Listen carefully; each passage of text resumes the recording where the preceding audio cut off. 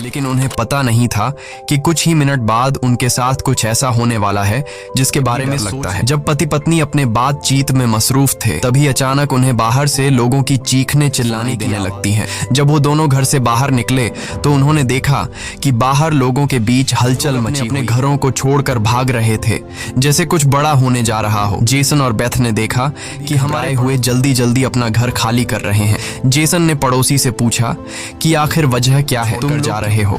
लेकिन वो लोग इतने जल्दी में थे कि उन्होंने जेसन की बात का कोई जवाब नहीं दिया। वहीं उन्होंने देखा बेटा भी अपना सामान पैक कर रहा है। जेसन ने जब उस बच्चे से पूछा कि तुम लोग कहाँ जा रहे हो तो उस बच्चे ने जवाब का एक दोस्त गवर्नमेंट ऑफिसर है। उन्होंने कहा कि एक बहुत ही जहरीला वायरस फैल चुका है जो एक नॉर्मल इंसान देता है। लेकिन तभी वहाँ उस बच्चे की माँ आ गई और उसे पकड़कर वहाँ से ले जाने लगी। जेसन ने उससे पूछा कि इस वायरस की बात कर रहा है, जिस पर इस बच्चे की माँ ने कहा कि अभी बताने का वक्त नहीं है, अपनी वाइफ और बेटी शहर से जितना हो सके दूर निकल जाओ। ये सुनकर जेसन और बेथ बहुत ज्यादा घबरा गए। उसके बाद जेसन बिना सोचे समझे में बिठाकर शहर से बाहर ले जाने लगता है, मगर रास्ते में उन्होंने देखा कि जो पड़ोसी भाग रहे थे वो वापस लौटकर उन्हें और भी अजीब लगने लगा। आगे जाकर ये लोग ट्रैफिक में फंस जाते हैं। जब जेसन और उसकी उतरे तो उन्होंने देखा कि शहर से बाहर निकलने वाला अकेला रास्ता पुलिस ने बंद कर दिया है। आसमान में हेलीकॉप्टर्स पहरा देने लगे। लोगों को बताया जाने लगा कि शहर में एक जहरीला वायरस फैल गया है और तुम लोगों को वापस लौटना चाहिए। ये बात सुनकर जेसन को कुछ अजीब लगा कि जब शहर में वायरस फैल गया है तो लोगों को शहर से बाहर निकाल शहर में ही क्यों रहने को कहा जा रहा है। तभी अचानक पास की पहाड़ से एक बड़ा सा पत्थर उनके देखकर वो लोग बहुत ज्यादा घबरा गए। पहाड़ हिलने लगा। तभी उस पहाड़ के पीछे से दो मिलिट्री के फाइटर शहर की तरफ बढ़े। वो दो फाइटर जेट्स पूरे शहर पर बमों की बारिश करने लगे जिससे पूरा शहर राख में बदल गया। जेसन की वाइफ बेथ को फौरन समझ आ गया कि अगर मानकर घर लौट जाते तो उनका अंजाम बहुत बुरा होने वाला था। उसके बाद वो फाइटर जेट्स सड़क पर मौजूद लोगों की तरफ बढ़ने लगे। ये देखकर सभी लोगों में हलचल मच गई। आया कि गवर्नमेंट उन्हें मारना चाहती है। सभी अपनी जान बचाने के लिए यहाँ वहाँ भागने लगे, पर जेसन और बेथ को समझ आया कि वो कहीं भी भाग उन्हें मारकर ही रहेंगे। तभी बेथ ने पीछे मुड़कर पहाड़ पर एक स्कूल देखा और उसे लगा कि बचने के लिए वो जगह बेहतर रहेगी। जिसके बाद जेसन, बेथ और जोई को लेकर स्कूल की तरफ पहाड़ पर ब्रिज पर मौजूद लोगों पर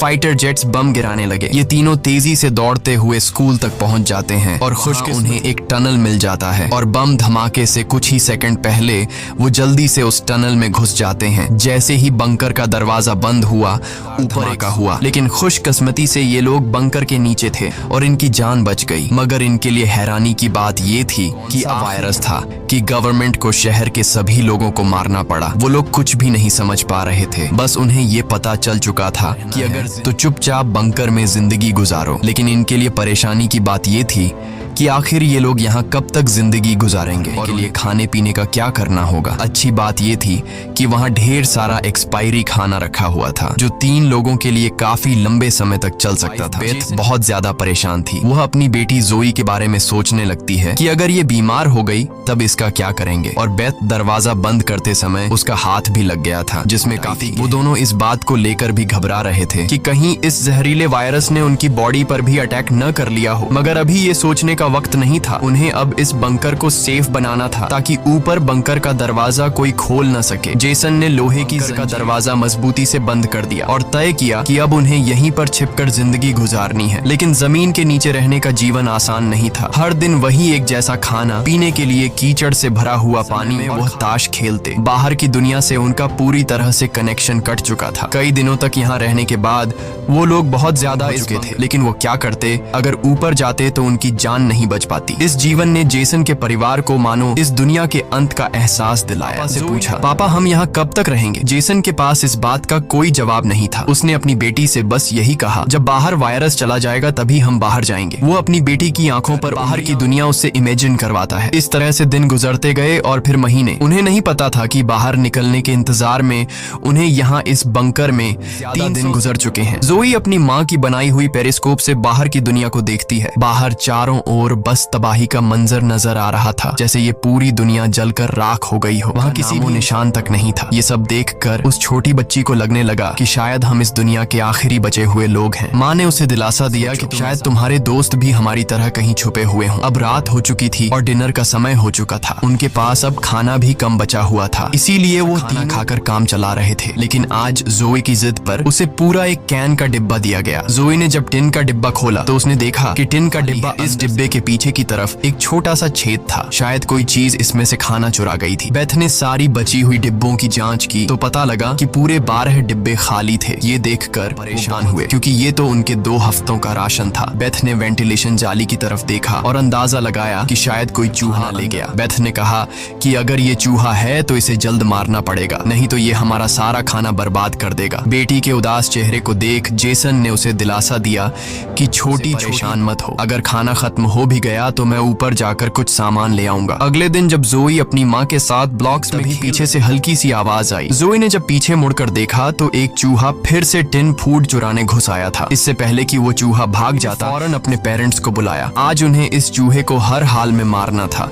जेसन गुस्से में चाकू निकालकर उसे टुकड़े टुकड़े करने के लिए आगे बढ़ा, लेकिन वो छोटा सा चूहा तेज निकला। वो जेसन के वार से खुद को बचाते हुए निकल भागा और टेबल पर रखी लालटीन को भी गिरा दिया। जैसे ही वो अपने बिल में घुसने वाला था तभी झपटा मारा और चूहे को मार दिया। वो सब चूहे को मारने की खुशी मना रहे थे कि दूसरी तरफ लालटीन के गिरने से धीरे धीरे आग बढ़ने लगी। जेसन दौड़कर उस लालटेन को बंद करने लगा, लेकिन गर्म था जिससे जेसन का हाथ जल गया और लालटीन का शीशा फटने पर पूरे टेबल में आग लग गई। बेथ ने पर्दा फाड़कर आग बुझाने की कोशिश की। जेसन ने नल से पानी निकालकर उस आग पर डाला। जैसे तैसे करके उन दोनों ने उस आग को बुझा लिया, लेकिन खतरा अभी टला नहीं, बल्कि अब उनके लिए और भी मुश्किल बढ़ने वाली। तो वो लोग बुझा चुके थे, मगर आग से निकलने वाले धुएं ने पूरे बंकर को धुएं से भर दिया था और वो धुआं धीरे धीरे वेंटिलेशन जाली से ऊपर की तरफ निकल रहा था। ये घबरा गए क्योंकि ये धुआं उनका वहां होने का ठिकाना जाहिर कर रहा था। अब सब लोग सांस रोक कर बैठे थे। जेसन ने कहा कि शायद रात का अंधेरा धुएं को छुपा लेगा और किसी को हमारे पता नहीं चल पाएगा। वो तीनों डर के साए में पूरी रात जागते रहे। अगली सुबह उन्होंने खुद के तसल्ली के लिए पेरिस्कोप से बाहर झांक कर देखा तो उनके पैरों तले जमीन खिसक गई। उन्होंने पूरा धुएं का गुबार उठा हुआ था। ये देखकर उन लोगों की बेचैनी बढ़ने लगी। उन्हें पूरा यकीन हो गया था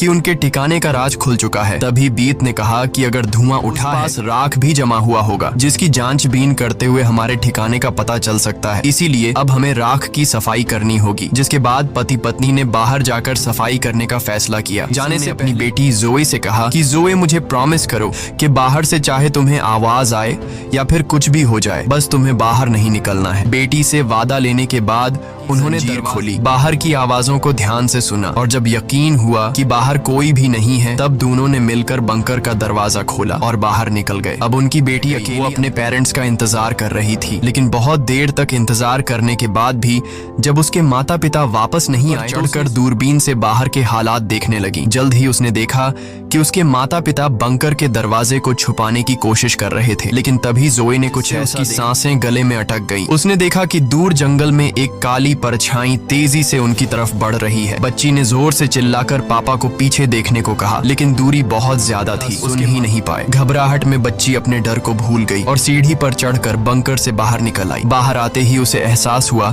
कि उसके माता पिता। बच्ची ने बेचैनी में जोर जोर से अपने माता पिता को पुकारना शुरू किया। तभी पीछे से अचानक उसका मुंह किसी ने दबोच लिया। ये कोई और नहीं बल्कि उसकी माँ थी। कुछ सेकंड हिरण का झुंड तेजी से वहां से गुजरा। हालांकि वो तीनों बाल बाल बचे, लेकिन बीत का डर और ज्यादा बढ़ने लगा। इन हिरणों का इस तरह किसी खतरनाक चीज से बचने की कोशिश थी। सबको खतरे का अंदाजा हुआ और वो तेजी से वापस बंकर की तरफ भागे और बंकर के अंदर घुस गए। जेसन ने लकड़ी की पट्टियों से बंकर का दरवाजा और लोहे की जंजीर से उसे कसकर बांध लिया और सबको बिल्कुल खामोश रहने का कहा। तभी उन्होंने ऊपर से कदमों की धीमी आहट सुनी। ऐसा लग रहा था कि दरवाजे की तरफ आ रहा हो। वो कई मिनटों तक लगातार बंकर के ऊपर इधर उधर घूम रहा था। ये तीनों आहिस्ता कदमों से हटकर आगे की तरफ जाने लगे और शायद अब तक ऊपर जो भी था उसे भनक नहीं लगी थी कि नीचे बंकर में कोई है। डर के मारे जोए रोने लगी। बीत उसे कहती है कि अगर आवाज बाहर तक गई तो सब खत्म हो जाएगा। वो तीनों धीरे धीरे बंकर के दरवाजे से काफी आगे बढ़ चुके थे। वो बंकर के लिए आगे बढ़ रहे थे कि अगर कोई ऊपर से बंकर का दरवाजा खोल भी दे तो नीचे उसे हम नजर नहीं आए। लेकिन तभी जोई ने जो गुड़िया हाथ में उठाई थी उसकी रस्सी एक स्क्रू में धीरे धीरे ढीला होने लगा। ये देखकर जेसन और बीत की सांसें अटक गई क्योंकि वह रस्सी गुड़िया में लगी आवाज के स्विच से जुड़ी थी। इससे पहले कि वह कुछ कर पाते वह स्क्रू एक झटके से पल तेजी से गुड़िया के अंदर से आवाजें आने लगी। जेसन ने फौरन उस गुड़िया को चीर डाला और उसके अंदर स्पीकर को तोड़ दिया। लेकिन अब बहुत देर हो चुकी थी। ऊपर कर रही थी उससे उनकी भनक लग चुकी थी। अचानक ऊपर से जोर की टक्कर की आवाज आई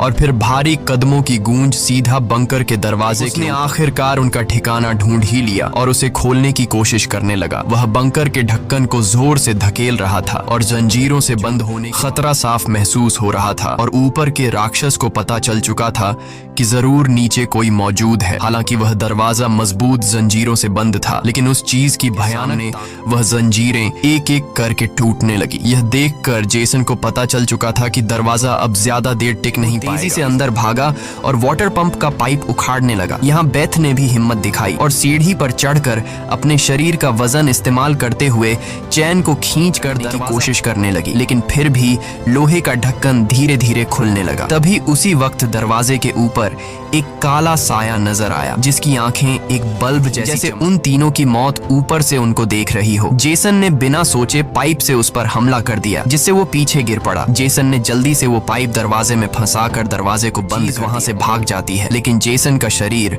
अब भी बुरी तरह कांप रहा था। वह कभी सोच भी नहीं सकता था कि बाहर की दुनिया में न सिर्फ थे बल्कि खतरनाक राक्षस भी घूम रहे थे। वह पूरा परिवार सीढ़ियों के पास मायूस बैठ जाता है क्योंकि अब उनका ठिकाना उजागर हो चुका था। अब किसी भी वक्त उन पर और उन्हें इस बात का अंदाजा भी हो चुका था कि इस बार तो एक आया था, लेकिन अगली बार जब वो आएंगे तो उनकी तादाद काफी ज्यादा होगी और हम उनके सामने। थोड़ी देर बाद अचानक अलमारी हिलने लगी। जेसन और बेथ समझ गए कि उसने अपने बाकी साथियों को भी बुला लिया है। ऊपर से तेज कदमों की आवाजें सुनाई देने लगी मानो हजारों जीव उनके सिर पर दौड़ रहे हों। फिर वह सभी बंकर के दरवाजे पर के डर से नीचे जेसन, बेथ और जोए कांप रहे थे। तभी उन्होंने अचानक एक जबरदस्त हमला शुरू कर दिया। इस बार की ताकत पहले से कहीं ज्यादा थी। मजबूत लोहे का दरवाजा गिरा और बंकर के दरवाजे पर ढेर सारी आंखें चमकने लगी जिसे वह लोग डर के मारे पीछे की तरफ भागने लगे। लेकिन वह राक्षस भी उनके पीछे चलते अपनी तेल की लैंप फेंक दी और उनके और अपने बीच पर्दे में आग लगा दी और अलमारी को पकड़कर दोनों ने उनके बीच रास्ते को ब्लॉक कर दिया। वह सभी तेजी से बंकर भागने लगे पर वह लोग जानते थे कि यह सब उन्हें ज्यादा देर नहीं रोक सकते। उनके पास अब बचने का कोई रास्ता नहीं था। तभी बच्ची को जमीन की ओर खुलने वाला दिया। जेसन ने ताकत से उसे तोड़ा